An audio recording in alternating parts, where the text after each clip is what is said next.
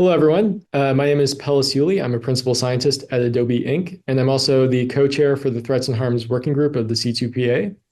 If you don't know what the C2PA is, that's fine. I'm going to be explaining that through the course of this talk, which is tracing origins, navigating content authenticity in the deepfake era. So why am I giving this talk? Well, one reason is that 2024 is a huge election year. We have over 49% of the people in the world heading to the polls, either have already gone or will be going to soon. And that represents about 64 countries across the world. And with all of these elections, we have seen deepfake interference across the globe as well, not just in the US, but also in Slovakia, Moldova, and in India. But deepfakes in elections aren't always evil. For instance, in India, there are a lot of national politicians that have to be able to reach communities where they don't speak the same language.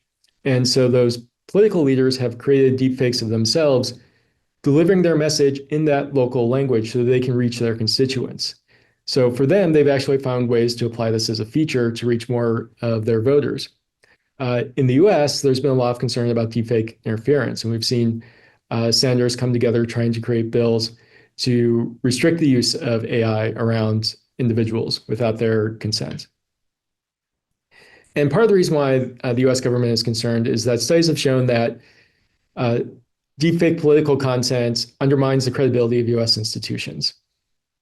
And so they've tried to have the FCC take a look at it to see what they can do, but the FCC is still trying to see what tools they have available. And groups like Meta and Google are doing self-policing, trying to contribute where they can, but they would definitely benefit from having better tools at their disposal. But outside of elections, we are seeing it in the medical field. The British Medical Journal published a paper recently about deepfakes in doctors and how people are being fooled by social media scams. So to give one example, there's a doctor named Michael Mosley in the UK. If you don't know who he is, he's just a well-known doctor that people trust, or that many people trust. And deepfakes were created of him promoting different miracle cures. And one of the things about Michael Mosley is that he's actually already sadly passed away, but people are still using deepfakes to try to promote their miracle cures using his likeness. And in the US, we see the same thing going on with celebrities, where Tom Hanks recently had to come out and say, don't be fooled by deepfakes ads using his image either. Deepfakes have been used to generate mass confusion in the world. So in 2023, there was an AI hallucination where it appeared to be that there was an attack on the Pentagon, and that caused glitches in the stock market and general confusion. We've also seen them used in the war in Ukraine on both sides, where deepfakes were created either of Zelensky declaring surrender or Putin declaring martial law for the purposes of generating mass confusion there. One other challenge is that the way that people consume media is changing. So studies show that US adults under 30 now trust information from social media almost as much as they do from national news outlets. And if you think about national news these days, a lot of it is just telling you what happened on social media that day. So sort of makes sense just to go directly to the source. And we've seen that, social media is a prominent channel for announcements. When Joe Biden decided to drop out of the US election, he first announced it on Instagram and social media sites. His actual campaign website wasn't updated till days later. So people are accustomed to going to social media for the official announcements and the official news. And one of the downsides to deepfakes is it's having an impact on the way that people interact in society. So 52% of Americans have changed the way that they use social media, and 43% have lessened their overall news intake, just because if you can't tell what's real or not real, why waste your time? And we want people to be able to be informed. We want people to be able to consume the news. In addition, we've seen it in financial scams. In 2020, it was very widely used for financial scams, causing other confusion in the market. And all of this mayhem is impacting people's confidence in government institutions, where 68% of US adults say that it impacts their confidence in government institutions. 44% have says it has a major impact on our confidence in each other. We all have friends and family who post things on social media that we think are from dubious sources. But the one thing that both people on the left and people on the right can come together on is that 77% of people across the political spectrum believe that there needs to be restrictions to cut down on this because we can't keep going forward the way that we have. However, when it comes to who's responsible for solving this problem, their opinions differ. 53% think it's the news organization's responsibility to help solve this problem. Only 12% think that the government should step in, and only 9% actually think it's the responsibility of the actual tech organizations. And some people may feel confident that it's like, well, maybe it's not that bad, because if you ask people in 2022, at least 50% of them said that they could spot a deepfake video, that they had the tools necessary to be able to determine what was a deepfake and what wasn't. But that was in 2022. How good are deepfakes today? And the answer to that question is, frankly, it doesn't matter, because they're just going to be better tomorrow. So for instance, right now you may be used to spotting deepfakes by, oh, well, you just count the number of fingers and you look at the number of limbs. But if you regularly use a lot of these generative AI tools, they keep getting better. They're solving the fingers problem. They're solving the number of limbs problems. So we need to get ahead of this, because generative AI is going to keep getting better and more realistic. So I mentioned who people thought was responsible for coming together to solve this. Who is actually coming together? One group, and there are other groups, but one group that is coming together to solve this problem is the Coalition for Content Provenance and Authenticity, or the C2PA. And this is the organization that I listed at the beginning in my bio that I said I was a co-chair of one of their working groups. So as you can see from this, we have many impressive logos involved in this working group. There's actually way more than I could post in a single slide. But a better way of looking at it isn't just at the company brands that are involved, but to look at what they represent. So we have several organizations across, big tech. You've got Microsoft and Google and Adobe and Meta. But we also have chipset manufacturers like Intel and ARM. We have camera manufacturers such as Leica, Nikon, Canon, Fujifilm. We have news organizations from around the world: BBC, CBC, France TV. We have certificate authorities and identity providers such as DigiTrust. We have the AI groups themselves as members of this organization. And we have nonprofits contributing, such as Witness and the Partnership on AI. And all these groups came together in around February 2021. We keep getting new members frequently. And we came together as a 501c6 nonprofit organization under the Linux Foundation Joint Development Foundation. And the mission is to develop technical specifications that can establish content provenance and authenticity at scale to give publishers, creators, consumers the ability to trace the origin of media. We're currently on version 2.1 of the spec, and it covers all sorts of media types, such as images, videos, and audio files. And we liaison with other open standards groups and committees. And if you've been watching, you may have seen some of this stuff already out in the wild. So we have a couple of the 1.0 camera implementations out there by Canon and Nike that's enabling groups like Reuters to start to use this with their content. Groups like Qualcomm have embedded this into their Snapdragon chipset within the trusted processing module. So if you, for instance, you have a Samsung phone with a Qualcomm chip, there may be C2PA capabilities embedded directly within the trusted module of that chip. You're starting to see it in online information sources. Groups like Facebook and TikTok are starting to label their generative AI content based on information from C2PA. You'll find it on news websites such as the BBC. And generative AI tools are labeling everything that they create using C2PA. So you're seeing Amazon, Google, OpenAI, they're all starting to embed this in their generative AI to make it more clear to people that the image that they're looking at came from an AI tool. To make this happen, you don't need just a specification, you also need an implementation. So the Content Authenticity Initiative, which was started by Adobe and has over 3,000 groups involved, works on creating a SDK and associated tools to translate the specification into an actual implementation for those who want to participate. And if you think of C2PA as a specification and you think of the Content Authenticity Initiative as the implementation, Microsoft leads a group called Project Origin with many other entities, and they're trying to solve the last mile problem. So it's not just enough to have a cool SDK. You actually need to be able to get into the hands of journalists, make sure that they have a process and capability to deliver this content in a secure and trustworthy manner. And so Project Origin is helping with the last mile of getting the technology into people's hands and making sure that they deploy it correctly. We do work with other standards organizations. So we've worked with the JPEG committee. We are also a member of the ISO group under Technical Committee 171, Subcommittee 2, Working Group 14. And what we want to do is we want to be able to take version 2.1 of our spec and convert that into an ISO standard. And what that's going to allow is for governments to be able to reference it in laws. Governments can't reference proprietary technology or SDKs, but they can reference open standards. And so one example is that there's currently a California Assembly bill underway around provenance, authenticity, and watermarking standards, where we might be able to help support that.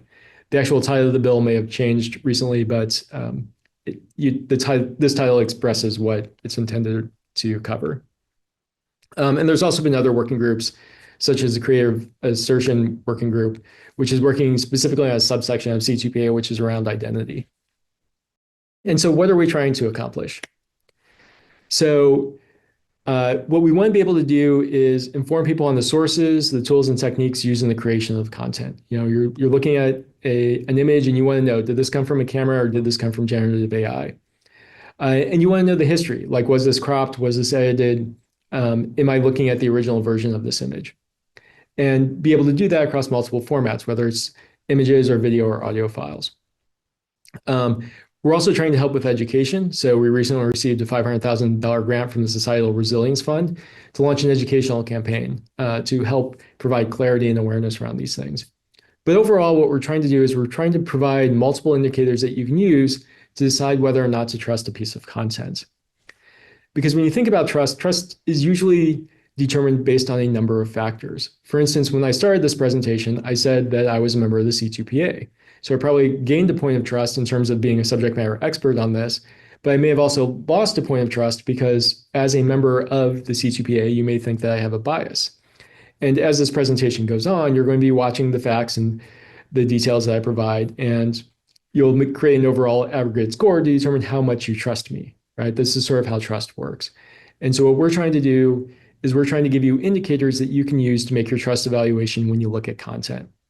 What we're not trying to do is to tell you whether to trust a specific organization or not. We're not trying to help you, or we're not trying to tell you to trust this organization or to trust that news organization.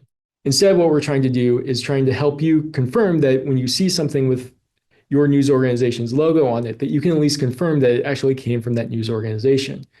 Because as I stated earlier, some disinformation campaigns aren't trying to get you to believe anything specific. They're just trying to cause mass confusion, right? So before you get panicked about something, you want to at least know that the piece of content that you're looking at actually came from the news organization that you happen to trust. And with this metadata, you would be able to at least confirm that the thing that you're looking at came from the source that you think it came from. We're not trying to solve anything around deepfake detection. That's sort of a whack-a-mole problem that we're trying to not solve. What we're trying to solve is just helping you identify whether something came out of generative AI, amongst several other things that we're also trying to solve. So I talked a lot around that issue, but how specifically are we trying to solve this? So within an image, we're going to start embedding metadata, and this is true for video and audio as well. And within that metadata, there's going to be a series of assertions. And the assertions are the things that you are trying to state about the image. I took this photo at these GPS coordinates. I took this photo using this camera. I took the photo on this particular date. And all of those assertions get bundled together in what's known as a claim. And the claim is the overall story that you're telling. It was this camera at this date, at this time. And then that claim gets digitally signed. And the digital signature is how you tell that it came from the entity that you think it came from, or that was produced by the tool that you think it was produced by. Within the assertions, we support a large number of things around generative AI. So for instance, if you want to have complete transparency about the image you created and you want to tell people the tools that you used and the recipe behind it, you can put all that information in there within the assertions.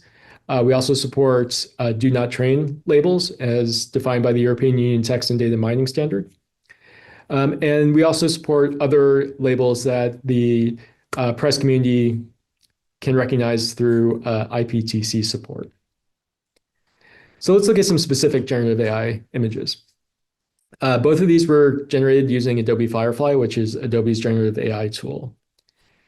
If you were to go into the binary of these images, what you would see in the metadata is information that said the image was created using a generative AI tool, that generative AI tool was Adobe Firefly, and that the entire image came from that generative AI tool.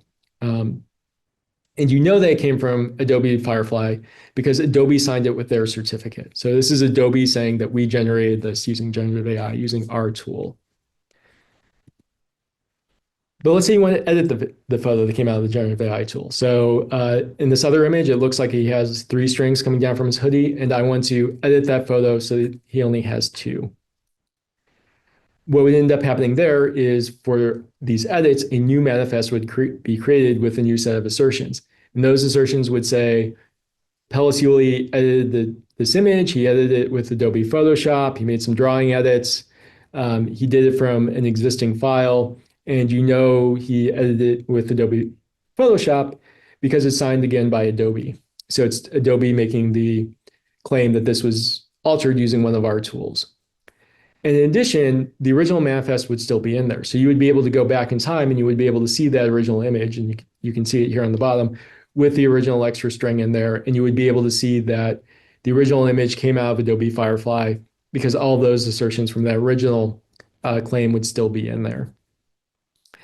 And if you try to edit an image without a C2PA tool or that doesn't support C2PA, so in this instance, I added the Adobe logo to her cap. What would end up happening is, assuming that the original manifest wasn't stripped out, the original manifest would still be in there, saying that this came out of Adobe Firefly and that it was signed by Adobe. But the C2PA SDK tools would then say that there's been some edits made to this image since Adobe originally signed it. We have no idea what those edits were, so we can't inform you on them.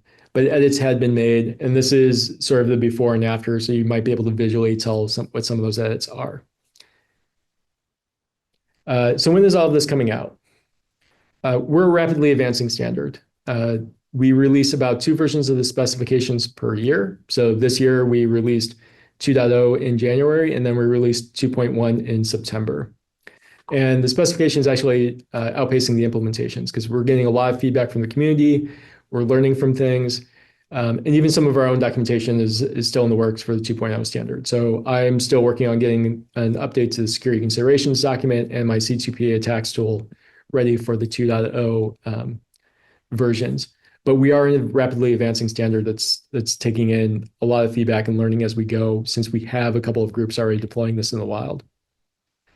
And with that, I'll jump into a couple of facts since this is pre-recorded. One of the first questions I always get is, can I just delete the C2PA metadata from the image? Yes. And then we would just be back to where we are today with images with no content provenance or authenticity around them. But for groups that are participating and groups that want to be able to confirm with each other what's going on, the idea is that this data would be maintained and people would be able to do that. But it's not going to be mandatory for all photos and videos. There are lots and lots of scenarios where this would not be appropriate. One example is anonymous journalism. We are trying to support it, but also being cognizant of it.